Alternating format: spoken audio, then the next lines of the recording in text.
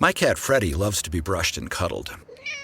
But stirring up his cat allergens meant sneezing and itchy eyes.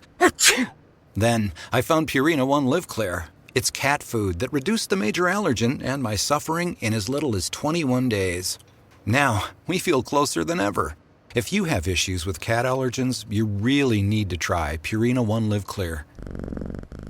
Try new Purina One Live Clear today. Purina One, a difference from day one. I am very, very pleased to be joined by a gentleman who is kind enough to join us every week at this time, a very, very eagle-eyed and eagle-eared observer of not only the news, but sports, history, and the human condition. Nationally syndicated radio talk show host, one of the most listened to in the country, the co-anchor of Fox and Friends, and a best-selling author many times over, the one and only Brian Kilmeade. Brian, it is great to talk to you again, my friend. What is the condition of humans who work these hours? You have to wonder, should I focus more on that human condition, our condition? I would say so. I Hey, don't know what kind of... Cory Booker put his body through the ringer with that 25-hour talk marathon, but he gets to go back to a regular schedule after that. You and I are willingly doing this every day. Yes, good point. I mean, I guess he got some questions and he had to take a break. I just don't know what the point was. I don't know what the point was. It was like sitting on top of a pole, like on a radio contest or something. All right, let's say that you didn't like this big, beautiful bill that's coming down for the Senate and that, John Thune's working on. They're probably going to announce it. I'm sure every Democrat's going to be against. All right. Well, then if I come in and I say Cory Booker last night in protest of a bill, he went for 25 straight hours and listed all the problems he had with it. All right, he's obviously against it. He did some research, and that's how he stood. But all I know is he ranted. He ranted, and guys like Frank Luntz said he's now a leader among the party. Chuck Schumer says, congratulations, you have a record. For doing what? For standing up and just almost crying a number of times? Yeah, I mean, exactly. That's what I've been saying from the get-go. It was a publicity stunt, right? I mean, and I guess an effective one. We're talking about it. By the way, speaking of publicity, I came out full-throated on the side of Team Kilmeade in your feud with Chris Cuomo. Where are we going with this? Is it going to be a celebrity boxing match that I can attend or something? I'm not. I just said I answered one time. I met the guy twice. I met him once when he was here. He seemed fine. I actually saw him on 9/11, day of 9/11. I went downtown. I don't even know if he was working CNN then. And I just don't know why he attacked me. So I just thought I'd go back at him, and I'm going to Doral today. Hopefully we'll be doing something all with these live golfers. I have an outside chance of hooking up with the president tonight. We're working on that now, and that's my focus. Yeah, well, good for you. I mean, I think the reason that came to mind, the Chris Cuomo thing with the Cory Booker thing, is because it clearly was the same thing. He is grasping for straws in order for, some degree of mainstream relevancy. All right, I was just talking about the Eric Adams situation. If people haven't heard about this, here's a little bit of Eric Adams at the ending of his press conference after these charges were dropped yesterday. Listen to this. As you have heard, this case, the judge has dismissed it with prejudice, making it clear that it never can be brought back. Let me be clear. As I've said all along, this case should have never been brought. And I did nothing wrong. And the book that he's holding and endorsing and encouraging people to read is Kash Patel's book, Government Gangsters. I mean, this is really? I quite didn't know that. That's yeah, interesting. It was quite a transformation that we're seeing on the part of Mayor Adams. Where do you? And then last night, I see him of all places at the Newsmax IPO party, where he's Really? partying with Rudy Giuliani and Judge Napolitano and Dick Morris. He might have been the only Democrat in the room, and yet there he was, the toast of the conservative intelligentsia. What do you think this portends for his reelection this year, Brian? You know, if I'm just looking at the polls, number one, I agree with you with Curtis.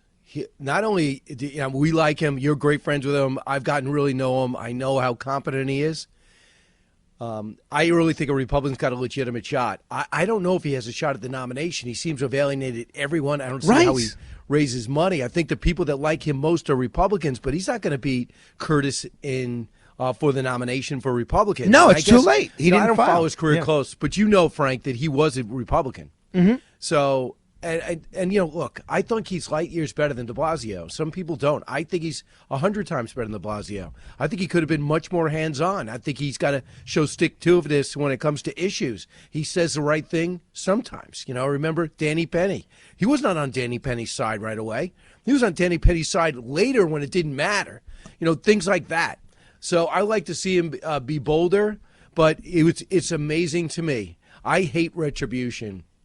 And when they went after him, when he spoke up because our fields were flooded, our hotels were overrun, criminals were pouring in, people mistakenly thought it was all Texas. It wasn't. It was a broken border, and people were actually choosing to come here.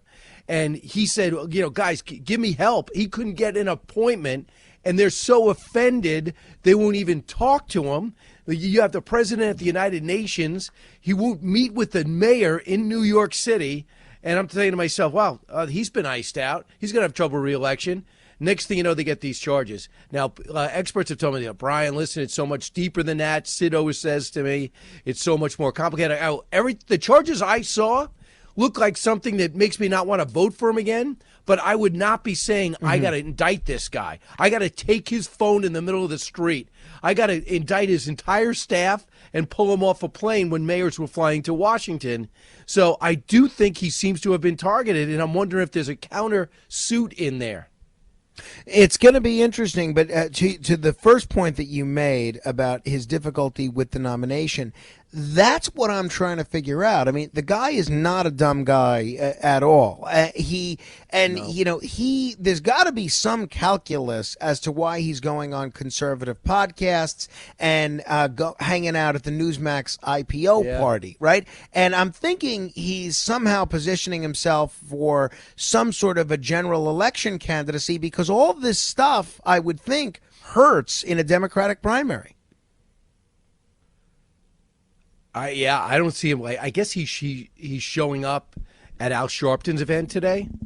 So, okay, that's the one. He missed a few big events. Mm-hmm. And all I can tell you is, no one's forgetting how bad a governor and what a thuggish attitude Governor Cuomo had.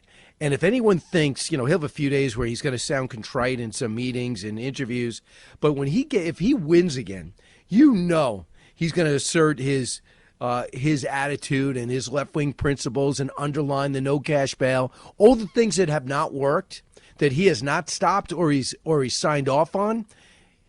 We have to remember, just because Cuomo's a known quantity, most of the stuff we know sucks, right? This guy is not a good guy. And they're chronicling in the New York Post his actions. I'm not looking at the editorials, his actions. So please sober up before you just go for the known name in June with the primary. Really judge what Eric Adams has done, what he could do better. And if I'm Adams, I don't try for the Republican. I try for the Democrat. And I sit there and go, this is the mistakes I made. This is my learning on the job. I got sidetracked for a year, but maybe I hired some of the wrong people. But I'm better than this guy. And run off and go after Cuomo's record, with the women and the no cash bail and the no drilling and the environmental impact studies that show fracking would not hurt the environment and it would make upstate New York thrive. He doesn't let pipelines come through. That's him. He's the reason we're not Pennsylvania economically, and taxes are through the roof. Mm-hmm. So please don't rehire this mistake. How does PwC take your company to the leading edge? They bring the sharpest minds in tech to your team so you can bring the ideas that will transform your business. They're passionate about your industry so you can walk into any room with every advantage. And they're with you every step of the way so you can know you're headed in the right direction.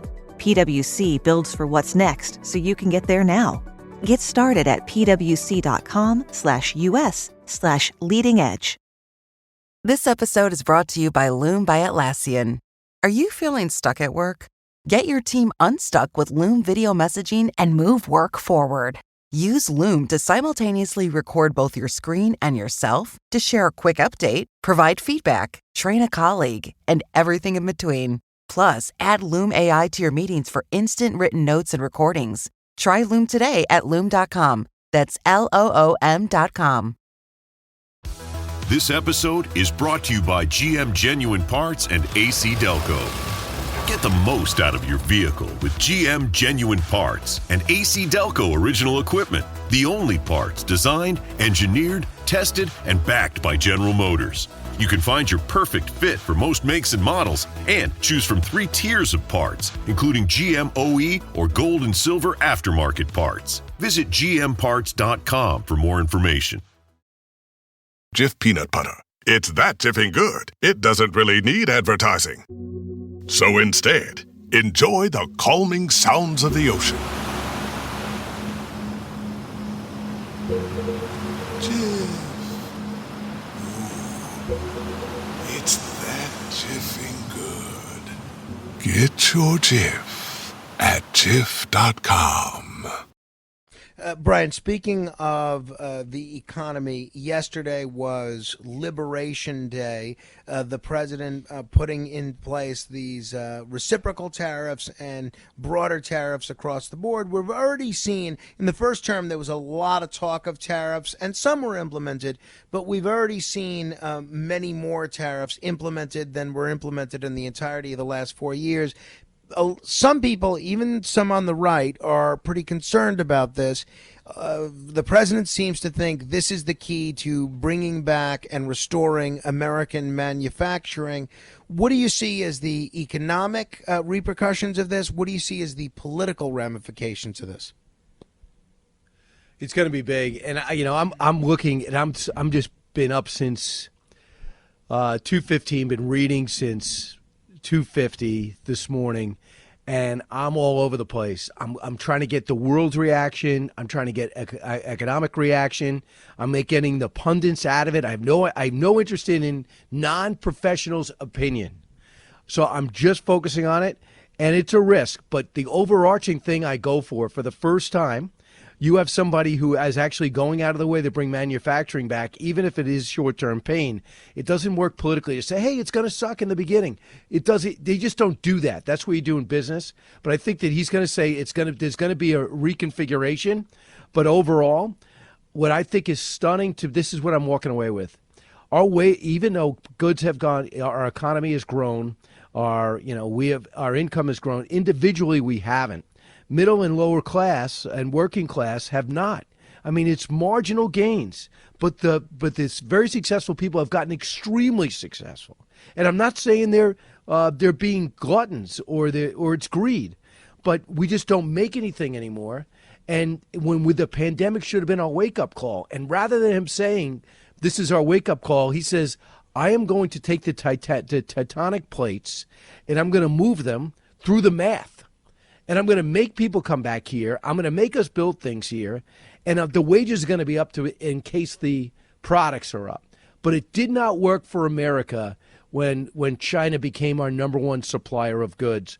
It did not work for America when we started building our cars outside the country.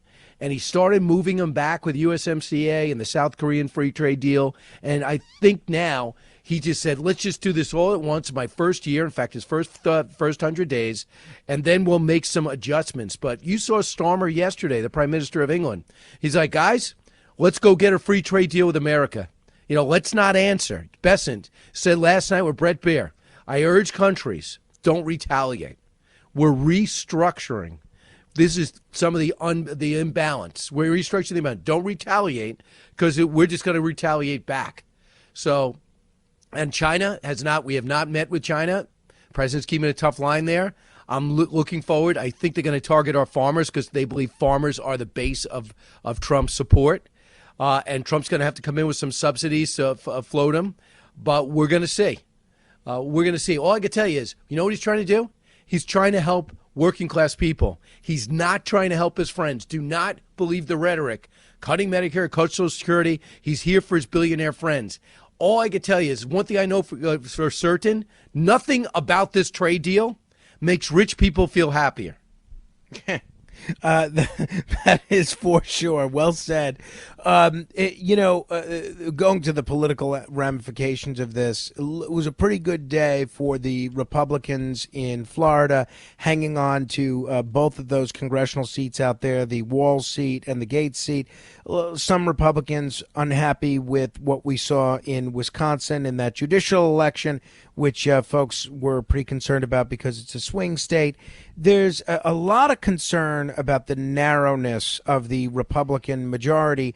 Elise Stefanik's nomination was pulled as the ambassador to the UN, and you have at least 3 Republicans in the House currently, including Michael Lawler, who are considering running for higher office. And these are all 3 Republicans that are in swing districts that could easily be won by Democrats. Yeah. Where do you see the prospects of the congressional fortunes of the Republicans? 2026 is going to be here in the blink of an eye, and we could very easily have a situation where there's a hostile House of Representatives again, and we get essentially atrophy. Where do you see the inner dynamics of the House working at this point? I know you're plugged in with everybody over there. Well, number one, Lawler, he has such a bright future in the Congress. I think he's really got to make sure that he has a shot at winning, because I'd hate to see him on the sideline. I just think he's so bright, so confident, so well respected. He really can. I look at him as a real impact guy. So I hope that he looks at the math and makes sure this is the year he feels he can run, because when he pulls himself out, it's going to be hard getting back in there. Mm-hmm. But Jamal Bowman, everyone said, he's not going to lose, and Lawler beat him twice. So let's say they hold on to this. You're not going to love this answer. But do you remember when Reince Priebus was running the RNC? Do you know what he did? Everyone's focused on Mitt Romney and who's our next presidential candidate, and that's fine. But you know what he did? He tried to win the state houses. He went out and tried to get Congress and Senate.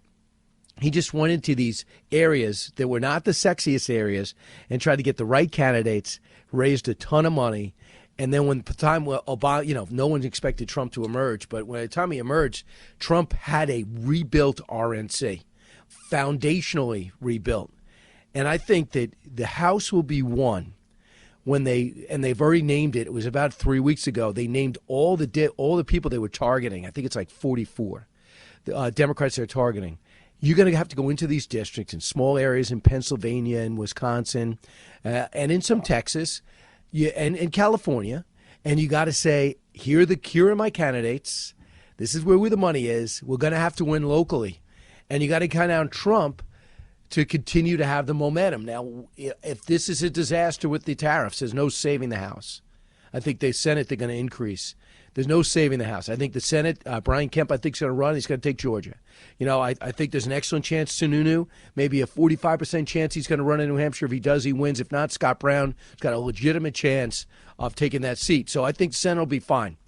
But if you go ahead and target in these local districts and you try to play off and you get some money in there, that will lengthen or that'll expand the House margin. But do you understand, too, Trump is going to be engaged because Trump knows the minute he loses the House, everything stops and Elon Musk is going to get not indicted, but he's going to get subpoenaed and they're going to have to come to Capitol Hill and they're going to look at everything. Everything just slows down and the court cases start. And Trump's got plenty of energy. So he's going to go there. I think that anybody who says, well, the template says the party in power loses seats, I think that they should understand the template's been smashed to smithereens. Leslie, Brian, you got one of my favorites on the radio today, I believe, Batya Ungar Sargon, who is great on not only the Middle East stuff, but she's great on capturing sort of the changes in working class voter habits. I'm looking forward to that show very much and hearing that interview. Anything else, either TV or radio, that listeners should be aware of today? Well, I'm definitely going to add an FBN. I'm definitely an FBN expert, but Carly will be joining me. I talked to the guy who came up with the torpedo bat, Kurt Ainsworth. Outstanding. Yeah, so he came up with the torpedo. He's the one who designed it. When the Yankees called him up and said, we need the meat of the bat to be further down, they said he's a former player. He's a pitcher, too. He said, let me work on that. They bring it out last year or late 2023. Stanton was one of the first. He gave us the whole history, but I needed more time. I had 4 anchors and 3 minutes. So I asked him to join me on the radio today, and it's not a Yankee story, it's national. So I can't wait to talk to him. Well, I can't wait to hear that. By the way, Congresswoman Luna is the one who came forward and said, after birth, I need remote voting for women in Congress. And the Republicans don't want to do it because they think it's going to lead to, oh, well, I'm old. Well, I got a bad ankle. My kid has health challenges. And they just thought it would be a slippery slope. So they wanted to push her back on that. And it stopped all legislation in the House. So I want to get her, this new mom, Congresswoman Anna Paulina Luna, very loyal to Trump, but left the Freedom Caucus because they wouldn't vote for her new mom remote voting thing. So I want to get her perspective on this. Well, I can't wait to hear that. She's been great on a lot of the JFK stuff as well. Brian Kilmeade, catch him on Fox and Friends, catch him on the weekend on One Nation, and certainly on his nationally syndicated radio show. Thank you, Brian. Go get him, Frank. Stay within yourself.